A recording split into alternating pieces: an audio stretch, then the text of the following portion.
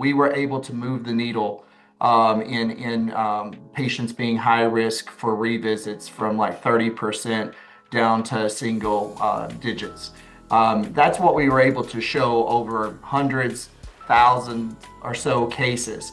The other side of it, and again, coming back down to just like this is what we are. We are a business. You got to show ROI. I would tell you, you've got to certainly engage your finance leaders from the get-go. They need to be on the ground floor of this. They need to be in the nucleus, whether it is this model or a traditional hospital at home model.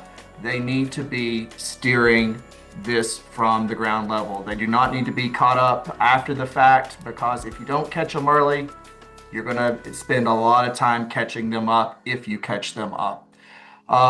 So you've got to have them there. You've got to work with them, understand what your kind of revenue opportunities are. These services cost something. And so you got to understand your cost basis.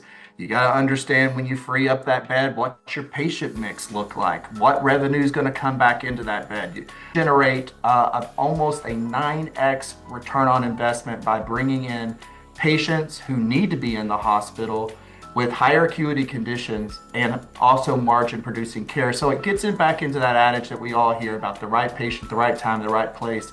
This is mutually beneficial across kind of all the different camps, our providers, our patients, and our organizations, including our bottom line.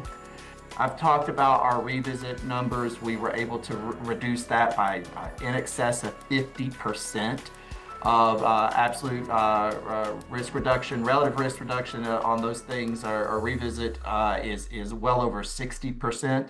We've been able to generate over 7,000 bed days of care, something like 900 new admissions by the current footprint of this program. 7.5 beds a day are being generated at this facility alone through our ED and observation avoidance programs and our readmission reduction. And we're just getting started.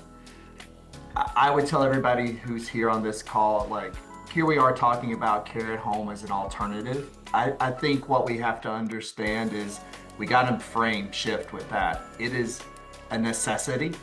And then I think what we're also seeing in our exercise of doing this is that once you put it out there, it becomes the expectation of our patients too. So we're moving from alternative to necessity to the expectation.